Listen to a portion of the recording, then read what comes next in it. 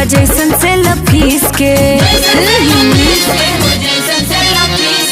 दूसरा के धन तू तो धई देला मीस के बुरे लगतानी तोहरा जैसन से लफीस के झूठ सच रहुआ बोलत बानी खाली जीजा के भाई राउर कम बाटे जानी।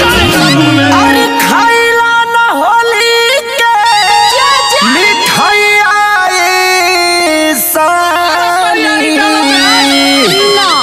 चढ़ जाना पीछा से पिठैया ये साली ना कहीं ऊंच नीच हो जाई